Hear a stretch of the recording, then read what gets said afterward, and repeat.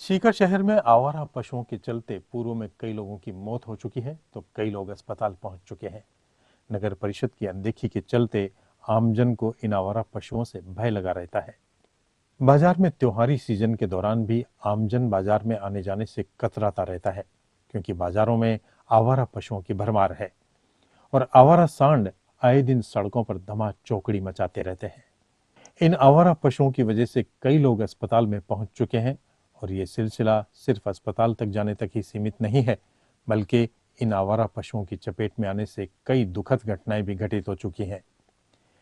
इस सब के बावजूद भी न तो जिला प्रशासन का इस ओर कोई ध्यान है और न ही नगर परिषद इस ओर कोई ध्यान दे रही है। वो आवारा सांड घूम रहे थे सड़कों पर, स्टेशन के पास, वहाँ पर चोट लग गई और लड़ रहे थे और वहाँ खाना कौन सी जगह पर? Station road. ये देखिए, नगर परिषद की घोर लापरवाही है। ये जो आवारा पशु है, इनसे विगत में भी काफ़ी एक्सीडेंट हो चुके हैं। और क्या नगर परिषद सीकर ये इंतज़ार कर रही है कि काफ़ी लोग और दुर्घटनाग्रस्त हों, चोटिल हों और उनकी जान जाए? मैंने अभी देखा है कि दो आवारा पशु इतने भयंकर रूप से सड़क के बीचों बीच लड़ रहे थे तो राहगीर भाग रहे थे और मैंने मेरी खुद स्कूटी को बचाया।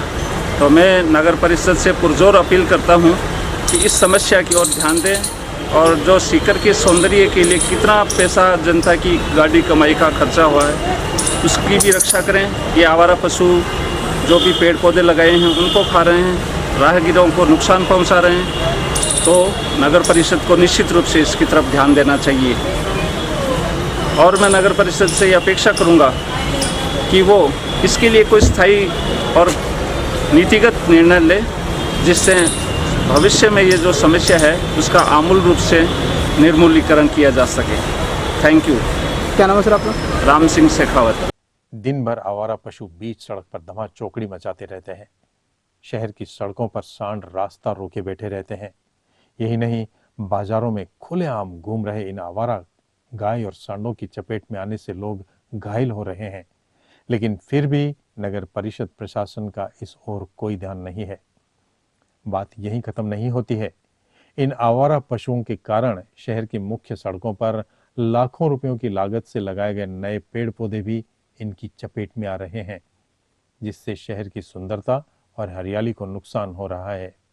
सीकर शहर में इतने आवारा सांड हो रही है कि हर आदमी को चोटिल करे, बूढ़े बुजुर्ग जो भी बच्चे वगैरह है सब, उनको बहुत दिक्कत हो रही है और इनको हटाया जाए। नगर परिषद से ये की जाकर इनको पूरा हटाएगा। पूरे शहर में बहुत ज़्यादा सांड हो रही है।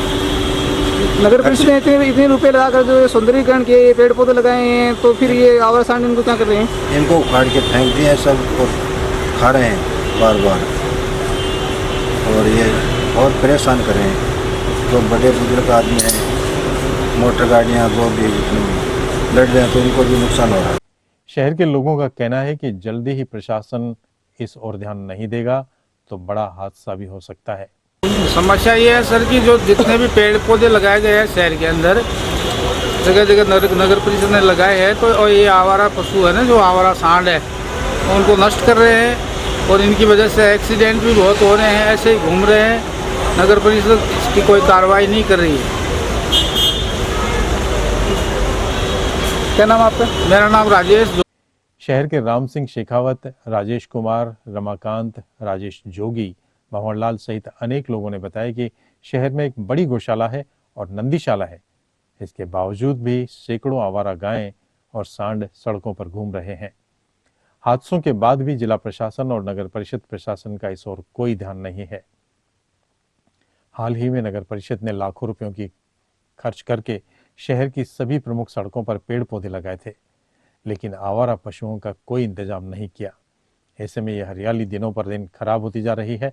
बीच डिवाइडरों पर गाय सांड बैठे रहने से हादसों का डर और बना हुआ है।